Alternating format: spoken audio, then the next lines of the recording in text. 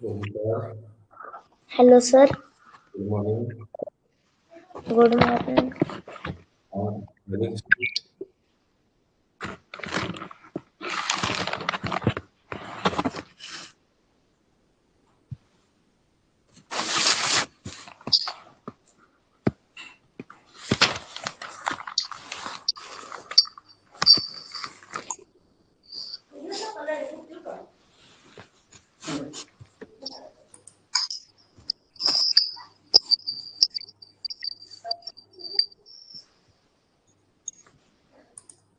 अनुज,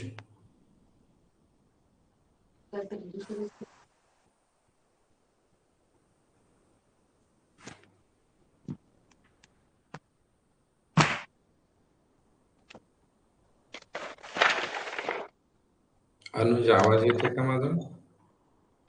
येतोय sir. Okay, छान.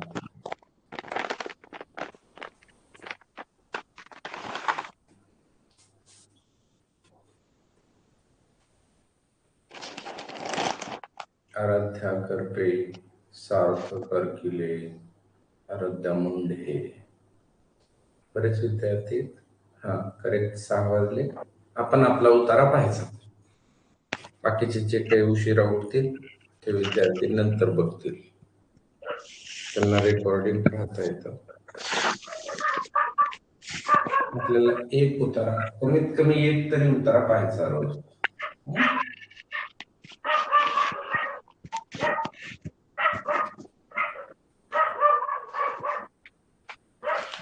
हा तुमच्या समोरचा उतारा 2003च्या परीक्षेला आलेला हा उतारा.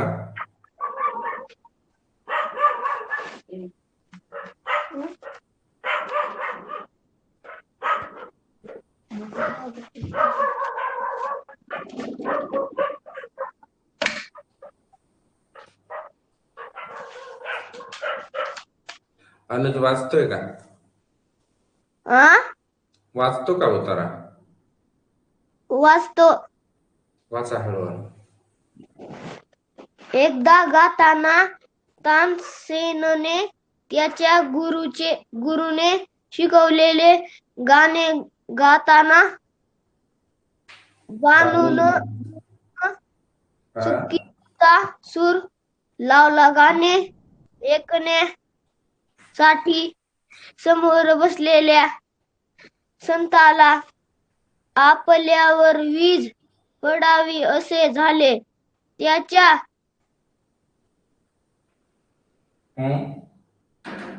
त्याच्या सद्भावनेवर कठोर आघात झाला. तो तानसेनला टोचून म्हणाला, तानसेन, तुला झालंय तरी काय? तू माझा शिष्य असूनही अशी भयंकर चूक कशी करतोस? मग त्या संताने तेच गाणे स्वतः गाण्यास सुरुवात केली.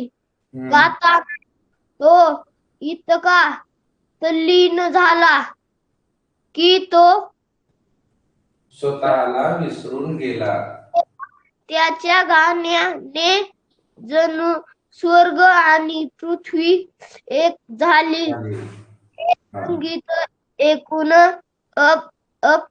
अकबर आणि तानसेन स्वतःला विसरून गेले. हा एक अद्भुत अनुभव होता. गाणे संपताच अकबर तानसेनकडे तोंड वळून म्हणाला, तू म्हणतोस मी काय? मी या संतांकडून संगीत शिकलो आहे. त्याच्या गाण्यातील मार्दवता तू मिळवू शकला नाहीस. आत्मीय आनंद देणाऱ्या या संगीतापुढे तुझे गाणे अपुरे पडते. शेवटची ओळ थोडीशी हे झाली सॉफ्टवेअर मध्ये. अशा पद्धतीचा छान उतारा तुम्हाला दिलेला आहे. अकबर आणि तानसेन. अकबर हा राजा होता. तुम्ही बिरबल अकबराच्या गोष्टी ऐकल्या ना? अकबर बिरबलाच्या गोष्टी नाही का ऐकत तुम्ही कधी? होय.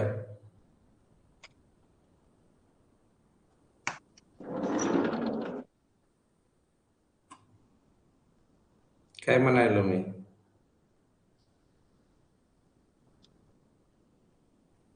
नाही नाही ऐकलं. सर. बिरबल हा चतुर होता. हो अकबराच्या दरबारामध्ये 9 रत्न होते. हो खूप हुशार माणसं होती. हो आणि त्यापैकी एक अकबर होता, एक हा तानसेन होता. तानसेन हा गाणं गाण्यासाठी सगळ्यात चांगला गायक राज्यातला, त्याला तिथं घेतलेलं होतं. त्यापैकी हे एक नवरत्न. आणि अकबर बिरबलाची ही गोष्ट, हा उतारा 2003च्या परीक्षेमध्ये आलेला आहे.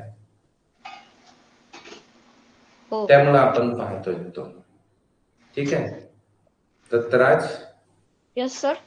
एकदा स्पष्ट आवाजात पूर्ण वेगाने जरा, म्हणजे जास्त वेगाची नाही गरज, स्पष्ट वाचायचं. एकदा गाताना तानसेनने त्याच्या गुरुने शिकवले. गाणे गाताना जाणूनबुजून चुकीचा सूर लावला. गाणे ऐकण्यासाठी समोर बसलेल्या संताला आपल्यावर वीज पडावी असे झाले.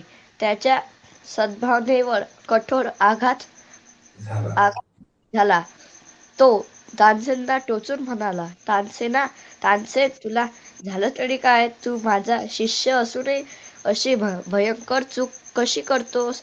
मग त्या संगीताने तेच गाणे स्वतः गाण्यास सुरुवात केली. गाताना तो इतका तल्लीन झाला की तो स्वतःला विसरून गेला. त्याच्या गाण्याने जुळणं स्वर्ग आणि पृथ्वी एक झाली. ते संगीत ऐकून अकबर आणि तानसेन स्वतःला विसरून गेले. विसरून गेले. हा एक अद्भुत अनुभव होता. गाणे संपताच अकबर तानसेनकडे तोंड वळून म्हणाला, तू तू म्हणतो म्हणतोस तू म्हणतोस मी या संतांकडून संगीत शिकलो आहे, परंतु त्याच्या गाण्यातील माधवता माधवता मिळवू शकला नाहीस. आत्म माधव आत्म अनुभव. आत्मीय आनंद देणाऱ्या या संगीतापुढे तुझे गाणे अपुरे पडते. सर, हा, बोला. आठवडी सरावमध्ये आलता हा. झाला का? हो, आठवडी सराव मध्ये. बर बर बर, खूप छान. होणार आहे ते तसं, मागे पुढे होणार. आता कुठंतरी येणारच ते उतारे, कारण ते एकच असतात. इकडून तिकडं तिकडून इकडं फिरतात ते. हो सर. हो हो. पण छान आहे, समजून घ्यायचा व्यवस्थित. एक छोटीशी कथा आहे ती. हो आणखी एका विद्यार्थ्याकडून स्पष्ट वाचन आपल्याला करून घ्यायचं. बघू आपण कोण वाचतो व्यवस्थित ते. मला रिक्वेस्ट द्या, ज्यांना वाचायचंय त्यांनी.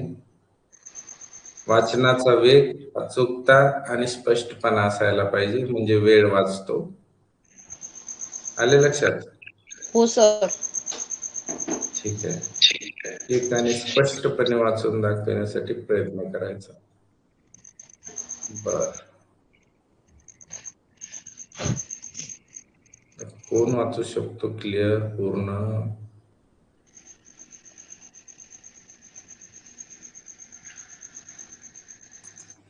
समर्थ यस सर.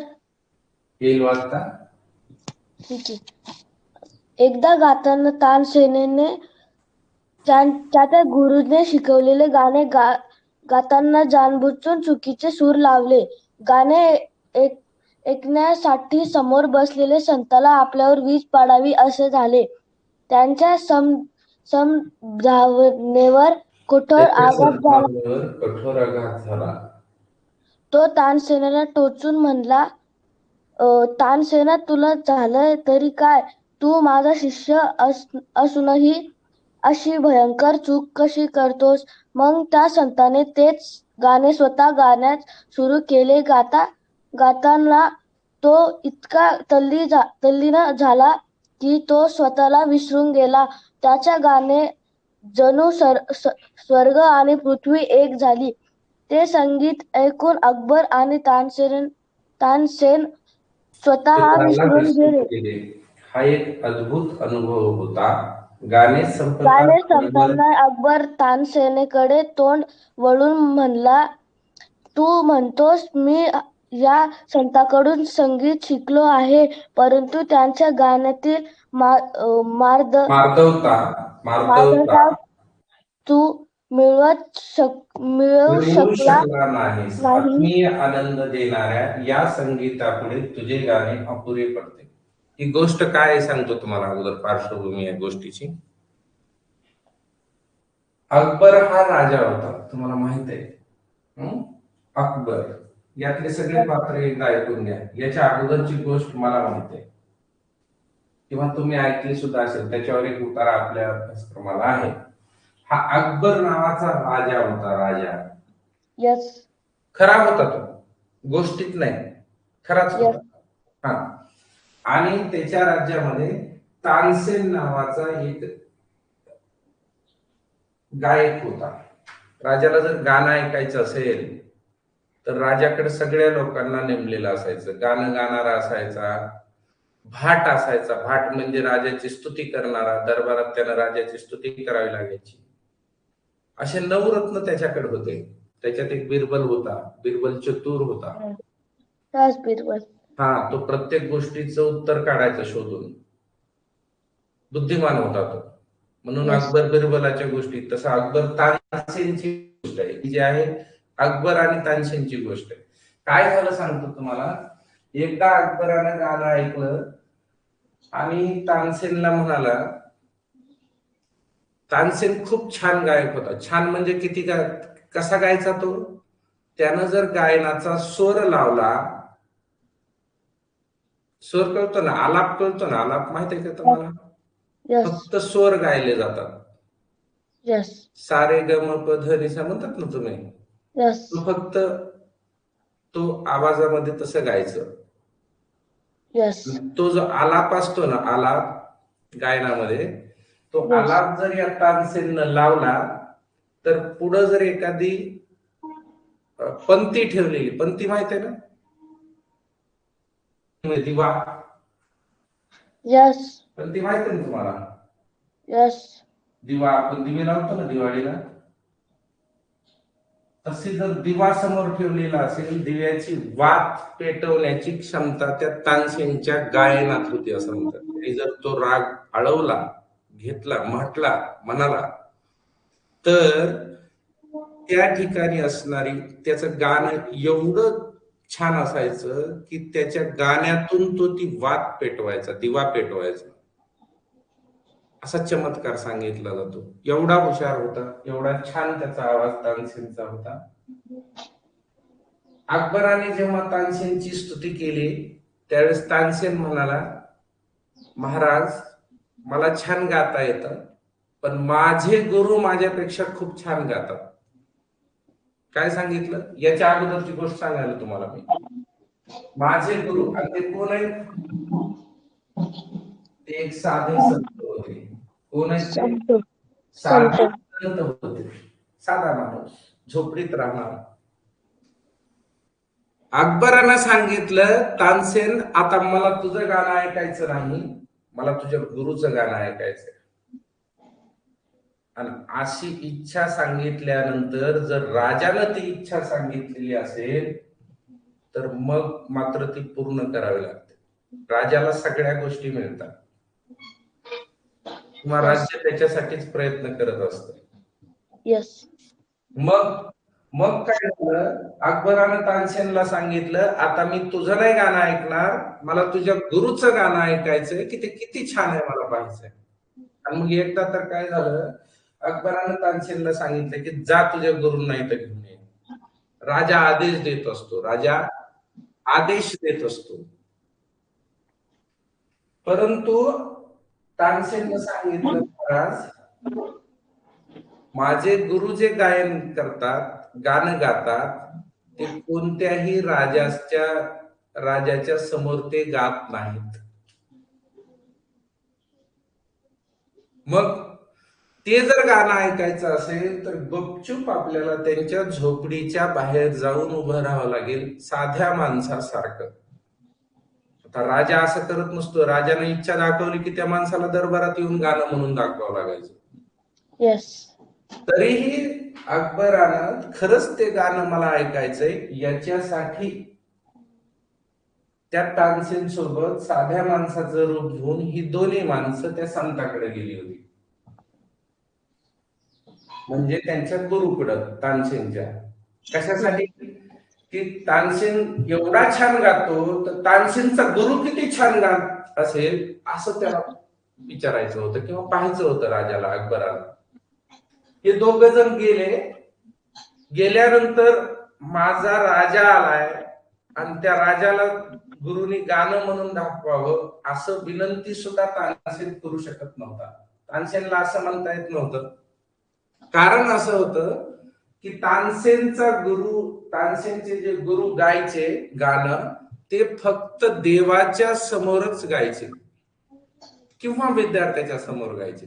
ते कोणत्या राजाच्या समोर गात नव्हते, असं स्पष्ट सांगितलं होतं तानसेनला. आलं का लक्षात?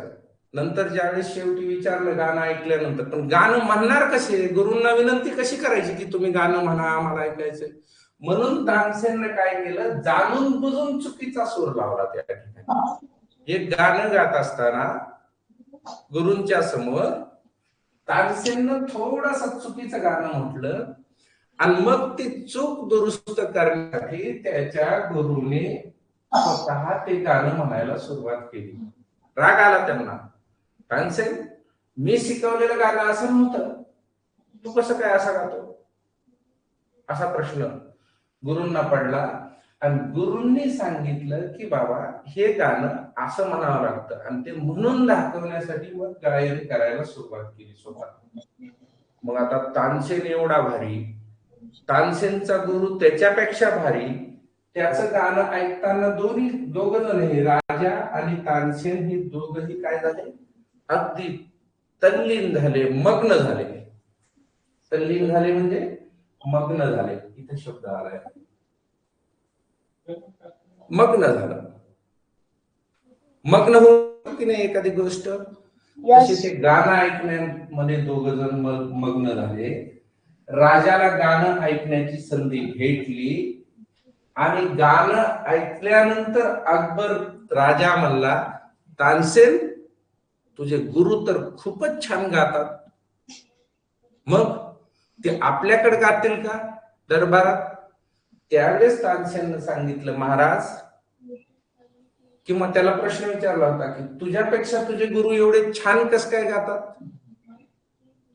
तर तानसेन म्हणला, महाराज, मी एका राज्याच्या राजासाठी गाणं गातो, म्हणजे एका राज्याला खुश करण्यासाठी, राजाला, आणि माझे गुरु या जगाच्या राजाला खुश करण्यासाठी गाणं गातात, म्हणजे देवाला खुश करण्यासाठी, देवासाठी गाणं गातात. मग मी एका छोट्या राज्याच्या राजाला जर खुश करण्यासाठी मी गाणं गात असेल तर माझं गाणं छोटच आहे किंवा तेवढ्याच क्वालिटीच आहे.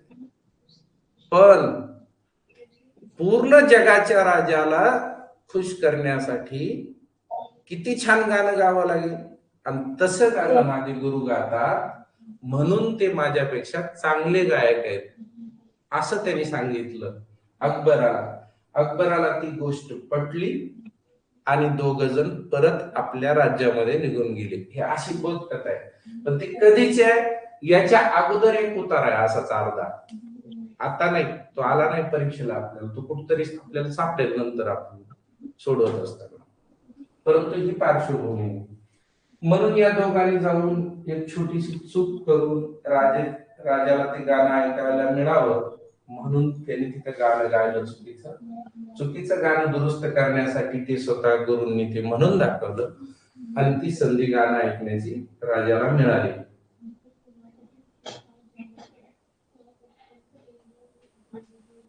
मार्दवता म्हणजे मृदूपणा. आपण म्हणतो ना किती छान आवाज आहे, गोड आवाज आहे. यस ती मार्दवता, गोडपणा. आत्मीय आनंद म्हणजे मनाला खूप समाधान वाटणं. यस खूप आनंद झाल्यावर आपण म्हणतो आता खूप छान वाटतंय, मनाला खूप भारी वाटतंय, आनंद वाटतंय.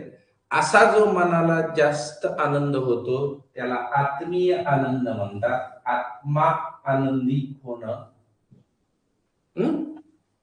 यस अशा पद्धती. स्वर्ग तर कन्सेप्ट माहित आहे तुम्हाला, स्वर्ग आणि पृथ्वी. माणूस मृत्यू पावल्यानंतर, मेल्यानंतर आपण म्हणतो की तो स्वर्गात जातो, हे की नाही. चांगलं Yes. कार्य केलं तर स्वर्गात जातो आणि चुकीचं वागला असेल तर नरकात जातो म्हणतो आपण, हे की नाही. हा, स्वर्गवासी नरकवासी, नरकवासी म्हणत नाही तर स्वर्गवासी म्हणतात. ठीक आहे.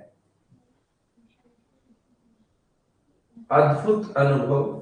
अद्भुत म्हणजे वेगळा, नवीन, यस खूप छान असा वेगळा, आजपर्यंत न घेतलेला असा अनुभव त्यांना मिळाला. शिष्य म्हणजे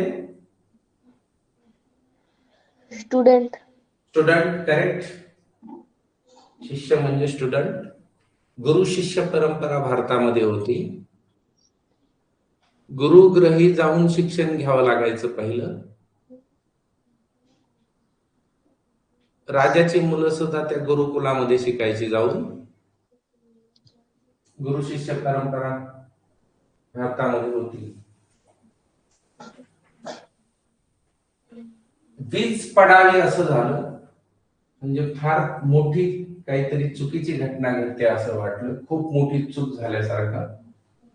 टोचून बोलणं, टोचून बोलतो ना, टोचून बोलतात ना. कसं बोलतात टोचून? काय तुला काहीच येत नाही, तो अभ्यासच करत नाही, यस तुला काही शिकायचंय का नाही, असं बोलतो की नाही. यस थोडासा पुढच्याला राग यावा म्हणून जे बोलणं असतं त्याला टोचून बोलणं म्हणायचं. यस हम्म? यस भयंकर चूक, भयंकर म्हणजे मोठी.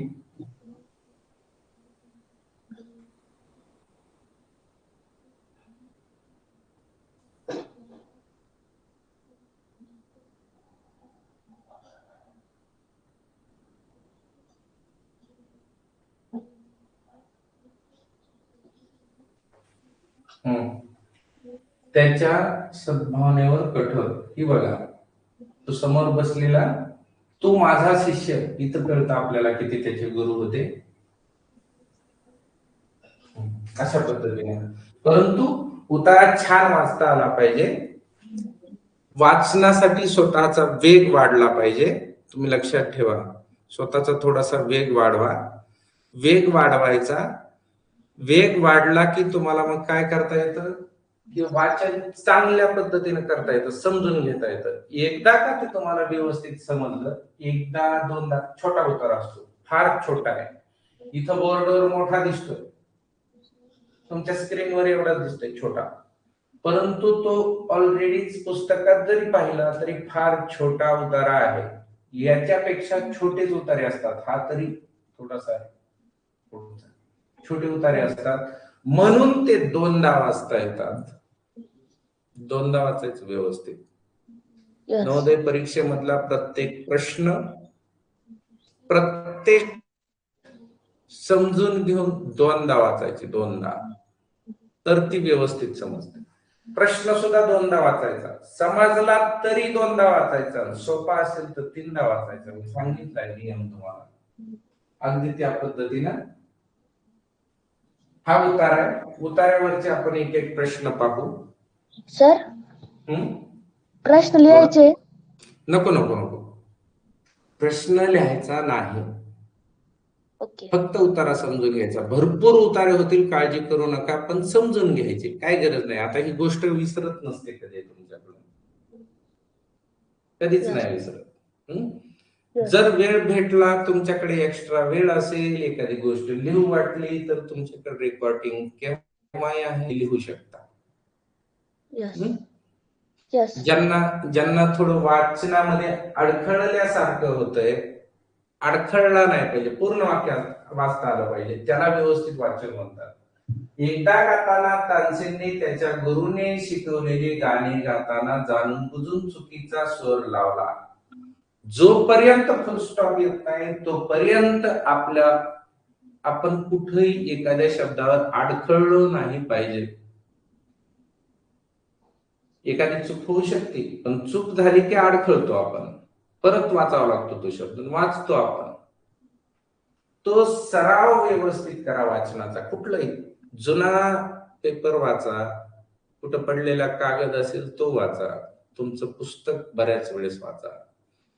तुमचे 4थी 5वीचे जे परिसर अभ्यासचे पुस्तक आहेत ते खूप छान आहेत, खूप नॉलेज आहे त्याच्यावर आधारित बरेच प्रश्न कोणत्याही परीक्षेला पडतात, नवोदयला नाही आली तरी दुसऱ्या परीक्षांमध्ये.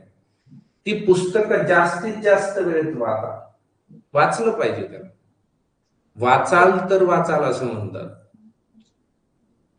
म्हणून वाचन हे ज्ञान मिळवण्याचं सगळ्यात महत्वाचं साधन आहे आणि ते स्पष्ट आलं पाहिजे. त्याच्यासाठी सरावाची गरज आहे.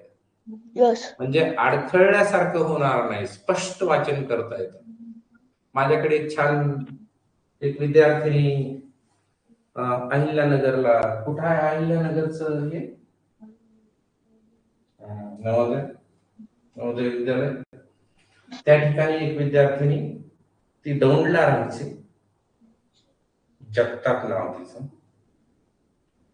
तिचं वाचन असं होतं की तिनं जर वाचायला सुरुवात केली, एखादा उतारा, एखादा प्रश्न जरी वाचायला सुरुवात केली, तरी ते आपल्या बस स्टँड मध्ये ते एक माईक मध्ये आवाज येतो तुम्हाला, गाडी इकडून इकडे गाडी जाणार आहे म्हणून सांगण्यासाठी आवाज नाही का येत, तशा आवाजामध्ये ती विद्यार्थिनी स्पष्ट वाचन करायची, खूप छान वाचायची. 4थीत असतानाच तिचं वाचन तेवढं छान होतं. ती नवोदयला आता 8वी 9वीच्या वर्गात असेल त्या ठिकाणी.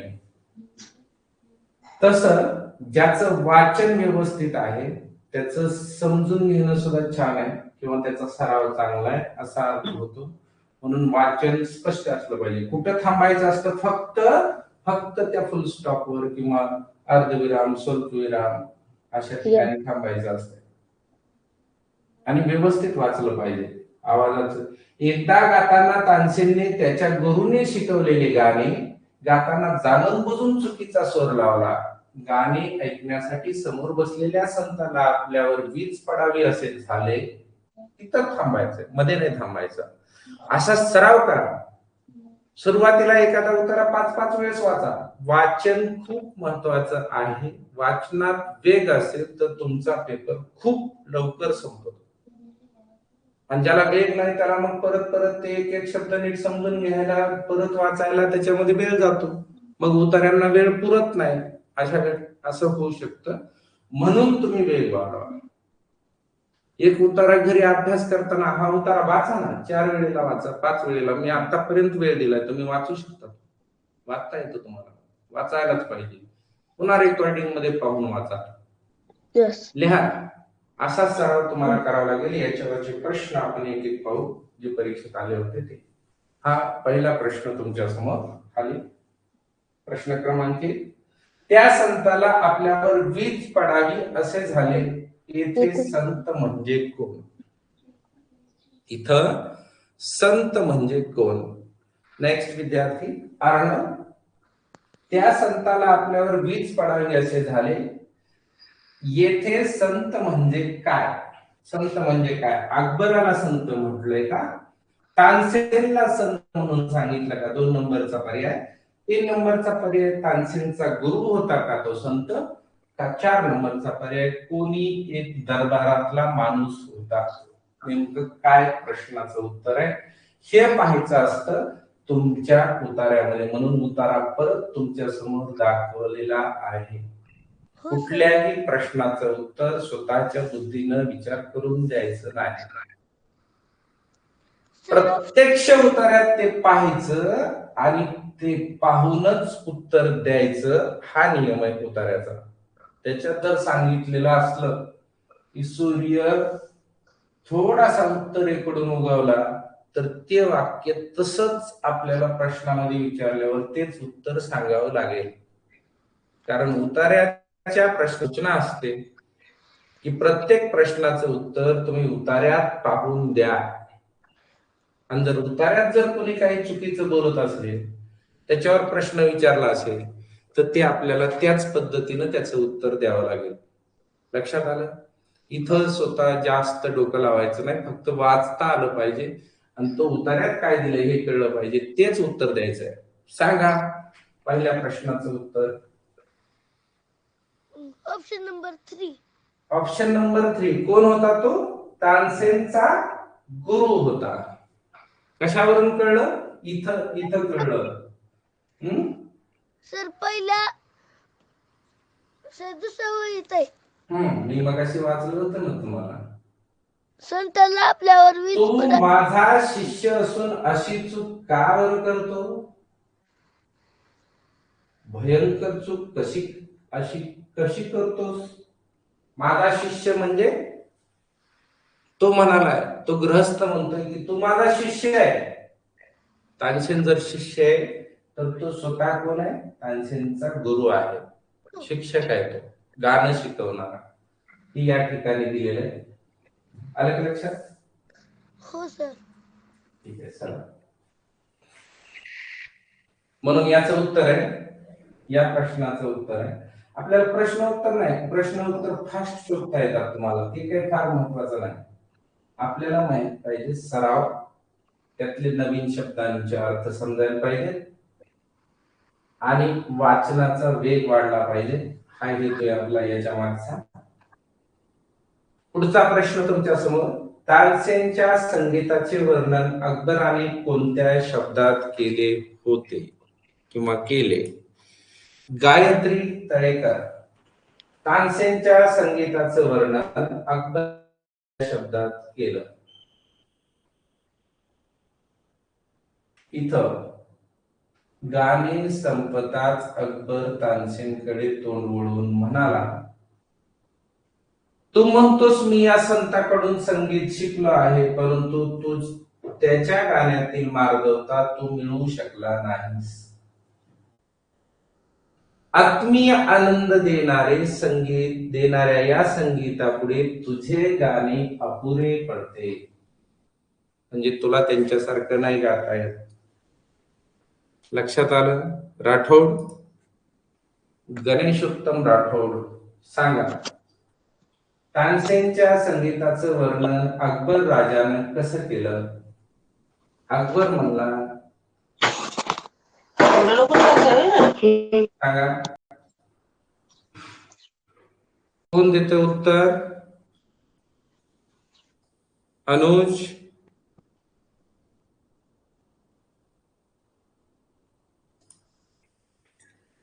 ईश्वरी वाणी 1 नंबरचा विद्यार्थी. तुमच्यासाठी हा उतारा होता, पण मगाशी दिसली नाही तुम्हाला. प्रत्येकाला उतारा वाचण्याची संधी. आता तू याचं उत्तर सांगा मला. ईश्वरी बोला, काय सांगितलं? कसं गाणं आहे म्हणला राजा? आत्मीय आनंद देणारा. नाही, आत्मीय आनंद देणारं जे गाणं आहे ते त्याच्या गुरुच आहे, त्या संताच आहे.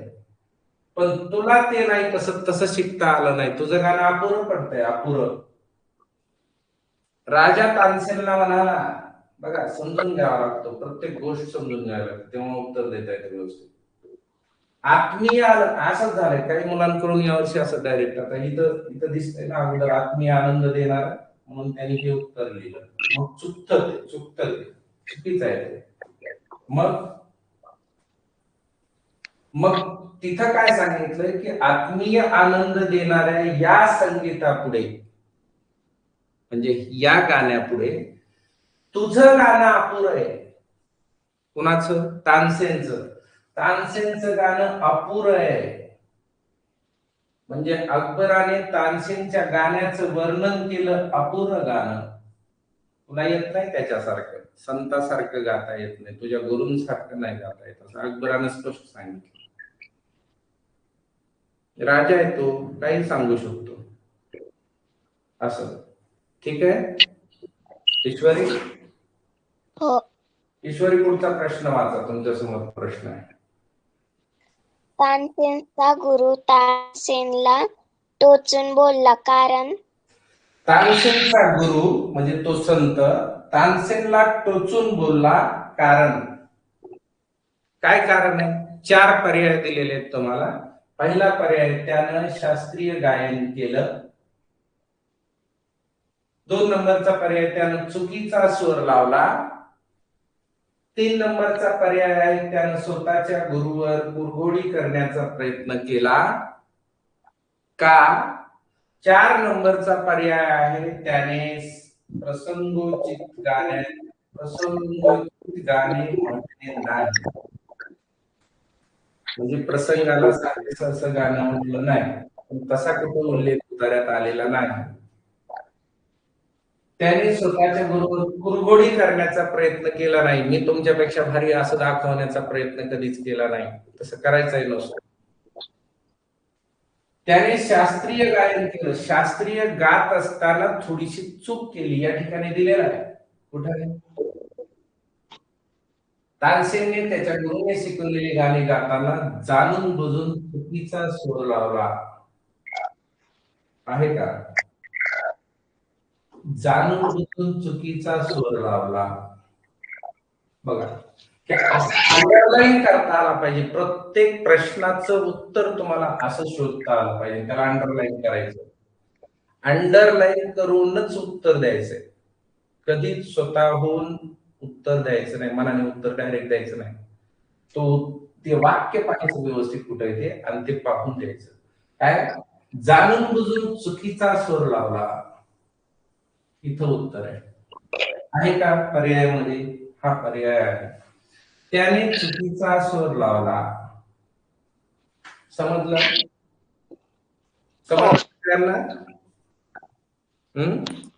समर्थ हिवाळे, जरा आवाज आल्यावर मला तो चेंज करावा लागतो माहिती.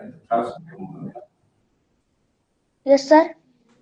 तानसेनच्या हवाचा पुढचा प्रश्न आहे, प्रश्न क्रमांक 4. तानसेनच्या संगीतात अकबरला काय कमी वाटले? तानसेनच्या संगीतामध्ये अकबर राजाला काय कमी वाटलं? हा राजगायक होता. तो राजकवी असतात, राज्य तिथं वेगळे वेगळे लोक असतात म्हटलं ना, तसं तानसेन हा गायक होता दरबारातला. तानसेनच्या संगीतात अकबराला काय कमी वाटलं? सी. इथं दिलंय, परंतु त्यांच्या गाण्यातील मार्दवता तुला मिळवता आली नाही. यस. आणि तो जशाच तसा शब्द तुमच्या उत्तरामध्ये या ठिकाणी आहे, पर्यायामध्ये आहे का? यस. अगदी करेक्ट. म्हणजे मार्दवता तुम्हाला मिळवता आली नाही. मार्दवता इथला चौथा पर्याय, चौथा ऑप्शन इथं दिसत नाही. असू द्या, तिसरं उत्तर आहे आपल्याला या ठिकाणी मार्दवता. मार्दवता मिळवता आली नाही, मृदूपणा मिळवता आला नाही, तो सॉफ्टनेस मिळाला नाही. एवढं छान वाटलं नाही ते गाणं त्याच्यामुळे. शेवटचा प्रश्न तुमच्या समोर वाच एकदा. तानसेन अशी भयंकर चूक कशी करतोस? येथे भयंकर या शब्दाचा अर्थ काय असं विचारलंय? भयंकर असा प्रश्न आहे तुमच्या नवोदयचा प्रश्न असा आहे. भयंकर या शब्दाचा अर्थ आणि पुढे डॉट, म्हणजे आता तो पर्याय शोधायचा. अगणित, गंभीर, आघातजनक आणि सुरेल. आता हा प्रश्न सगळ्यात महत्वाचा आहे. तुम्हाला मी सांगितलं की प्रत्येक उतार्यातला 5वा प्रश्न तुम्हाला विचारच करायला लावतो किंवा चुकवतो. तुम्ही सांगा. भयंकर हा शब्द इथं आलाय सर, समजा आपल्याला याचा अर्थ माहित नाही आणि परीक्षेत जर असा प्रश्न थर्ड लाईन करायचं, काहीच करायचं नाही. ते वाक्य, त्याच्या मागचे पुढचे 2 वाक्य डबल वाचायचे, तुम्हाला त्याचा अर्थ समजतो. तो माझा शिष्य आहे, तो माझा शिष्य असूनही अशी भयंकर चूक कशी करतो? कशी करतोस? आता काय असेल? अगणित नाही, नाही. गंभीर, हा गंभीर हा. चूक केली त्यानं, गंभीर असू शकते. आघातजनक, आघातही झालाय, तसं तर इथं लिहिलंय ना, आघात झाला. Yes sir. वीज पडावी असं वाटलं म्हणजे आघात झाल्यासारखं वाटलंय. यस. ठीक आहे, कठोर आघात झाला इथं दिलंय ना, दिलंय इथं कठोर Yes. आघात झाला. म्हणजे इथं तोही अर्थ बरोबर वाटतंय. आणि भयंकर म्हणजे सुरेल, सुरेल तर नाही हे समज, सुरेल म्हणजे नाही. तोच समजतात. फक्त Yes. प्रॉब्लेम येणार या दोघांमध्ये, आणि ज्याचा अंदाज करेक्ट येणार त्याचा 1 मार्क पुढे जाणार, आणि 1 मार्क पुढे गेला की 100 विद्यार्थ्यांच्या पुढे आपण जाणार. जागा फक्त 80 आहेत. सीट किती आहे? 80. एक प्रश्न तुमचं भविष्य ठरवणार आहे, 5 नंबरचा उतार्यातला. तिथं शब्दाचा समानार्थी शब्दच गेल्या 2 वर्षापासून विचारला जातोय. त्याच्या अगोदर मात्र थोडस व्याकरणाचा भाग येत होता, परंतु अभ्यासक्रमात बदल करून या ठिकाणी शब्दांचा अर्थ विचारला जातो, समानार्थ किंवा विरुद्ध अर्थ. यस. हा शेवटचा प्रश्न सगळ्यात महत्वाचा आहे, जो तुमचं भविष्य ठरवतो. यस. हा परीक्षेत आलेला प्रश्न आहे, उतारा आहे, म्हणून सेम जशाच तसं आहे. आले लक्षात सगळ्यांना? काय असेल याचं उत्तर सांगा, कोण सांगू शकतंय? कोण सांगू सर शकत? बी. बी. गंभीर, आघातजनक, गंभीर.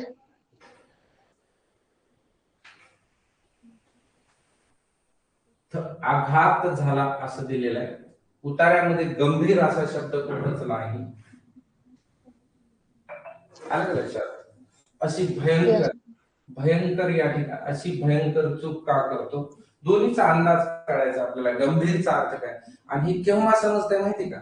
हे एवढे कन्फ्युज करणारे शब्द असतात असे की जेव्हा तुम्ही याचे इंग्लिश ट्रान्सलेशन, मराठी ट्रान्सलेशन किंवा गुगलला टाकून जर त्याची अर्थ काढली व्यवस्थित, तेव्हा समजतं की नेमकं काय आहे. तुम्ही गुगलला हा प्रयोग घरी आलात, तुम्हाला परीक्षेतून सोडून आल्यानंतर सगळं सारखंच वाटतं. गुगल घेतलं, उघडलं, भयंकर या शब्दाचा अर्थ विचारला तरी पण तो वेगळाच दाखवतो. काय कारण माहितीये का? काय तर या उत्तरात भयंकर शब्दाचा अर्थ वेगळा असू शकतो. अशा पद्धतीचं काय असं कन्फ्युजन करणार भीषण, भयावह, विकट, भयकारक, भयानक असा अर्थ येते, तरी तिथं तुम्हाला सापडत नाही ते. मग पुन्हा तुम्हाला शोधावं लागतं गंभीर शब्दाचे अर्थ काय काय आहेत. मी रिअल कंडिशन सांगतो तुम्हाला. असं आलं की घरी पुन्हा कन्फ्युज होता, पुन्हा विचारणार गंभीरचा काय अर्थ आहे, गंभीर शब्दाचा अर्थ काय. गंभीर म्हणजे शांत, स्थिर, धीर, भारदस्त आणि विचारशील.